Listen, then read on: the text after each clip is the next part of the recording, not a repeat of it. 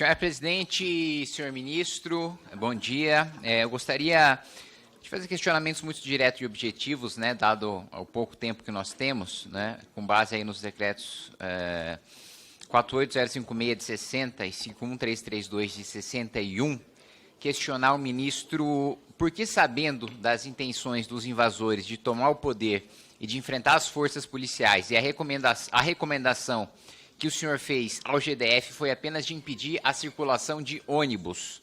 Por que, sabendo da gravidade do caso, Vossa Excelência não sugeriu impedir a passagem de pessoas? E por que o ofício ao GDF, né, afirmou que o seu ministério estava monitorando a situação com as forças prontas para agir, mas essas forças não agiram? Por que esse monitoramento não foi efetivo, né, já que o próprio Ministério da Justiça afirmou que sabia de tudo que estava acontecendo, né? Também queria saber por que o batalhão de guarda presidencial foi dispensado 20 horas antes do atentado, quando ele já estava de prontidão no dia 7, ou seja, foi diminuída deliberadamente a segurança do Palácio do Planalto do dia 7 para o dia 8, 20 horas antes do ataque.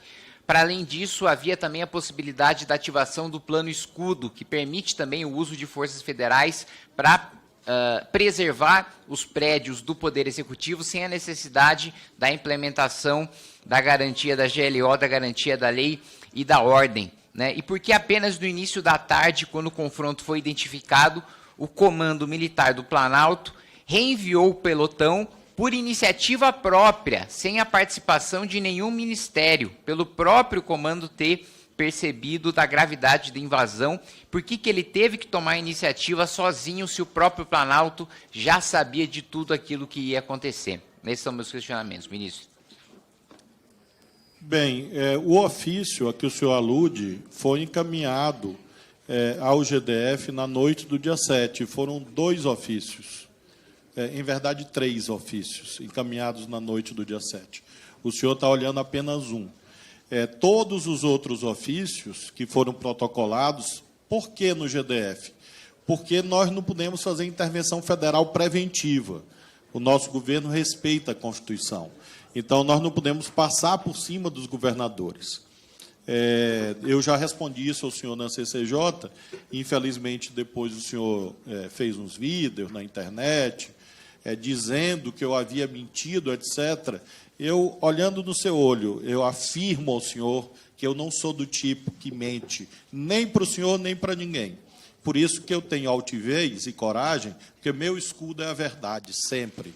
Então, a verdade que eu falei ao senhor na CCJ, eu estou repetindo aqui, ao senhor, olhando no seu olho. E espero que dessa vez o senhor não faça vídeo distorcendo as minhas afirmações. Em relação, portanto, àquele dia, todas as providências que me cabiam foram tomadas. A intervenção federal, inclusive, foi feita no momento certo, no momento constitucionalmente cabível. E, portanto, as providências do Ministério da Justiça, porque há uma confusão, deputado. As pessoas ouvem assim, Ministério da Justiça e Segurança Pública. Parece, e eu acredito que o senhor saiba que não é assim, que eu mando em todas as polícias do Brasil. Não é assim. O senhor sabe, creio que o senhor sabe disso. Existe um ordenamento jurídico, existe uma Constituição, existem leis, e, por isso, o procedimento correto é encaminhar o GDF. Inclusive, a parte em que eu digo que a Força Nacional estava pronta a atuar, ela atuou, sim, no momento que era cabível, no momento que era possível que ela atuasse. Em relação às perguntas sobre Exército, Forças Armadas, eu lamento ao senhor que eu não posso informar, porque está fora das minhas atribuições. Eu creio que o senhor sabe que as Forças Armadas não são vinculadas ao Ministério da Justiça, e creio que o senhor sabe que o GSI também não é vinculado ao Ministério da Justiça.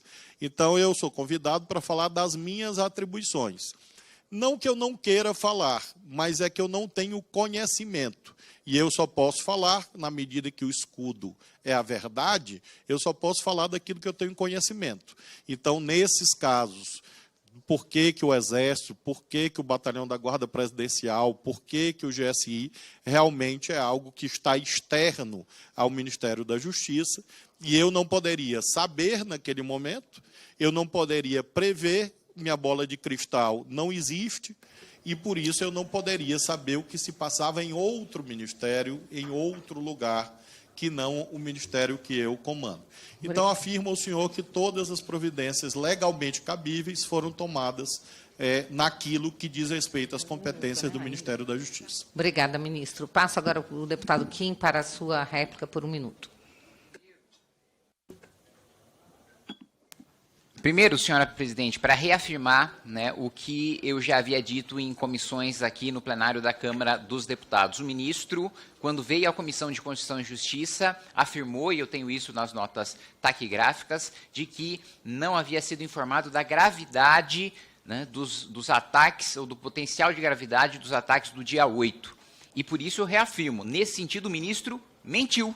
Ele recebeu, sim, do delegado-geral da Polícia Federal do Ministério da Justiça, a intenção de enfrentamento das forças de segurança, a intenção de tomada de poder e a intenção de você ter o vandalismo nos 3 poderes. E, mais uma vez, eu não falei sobre intervenção federal em nenhum momento, né? O ministro desviou da pergunta que eu fiz, eu falei sobre o batalhão de guarda presidencial. E o outro ponto, eu perguntei também por que ele não fez a sugestão de bloqueio de circulação de pessoas. Ele falou, não foi um decreto, foram 3. Tá, mas por que nenhum dos 3 tinha um bloqueio de circulação de pessoas? Então, mais uma vez, o ministro não responde. Para concluir sua frase, deputado. Não responde e ainda diz que quem falta com a verdade sou eu, quando na realidade eu tenho as notas taquigráficas e eu tenho o documento do DG, que contrapondo um com o outro fica muito claro quem está dizendo a verdade.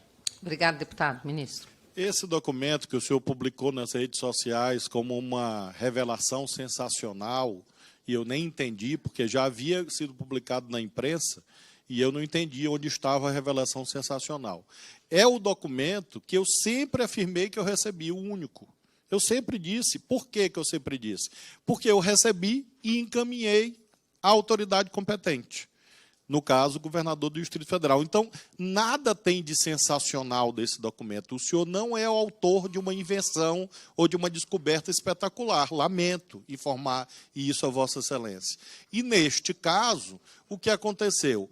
O documento do diretor-geral foi encaminhado ao governador. Outro ofício meu foi encaminhado e um terceiro ofício. E mais mensagem de WhatsApp. Tudo na mesma noite. E aí, quando houver um momento próprio, aí eu apresento tudo ao senhor. E, aliás, está fartamente documentado. Então, não há mentira, não há omissão. Há só o sono dos justos e a verdade de quem caminha com ela ao lado. Em 33 anos de vida pública, graças a Deus, com a ficha limpa. E assim vai continuar.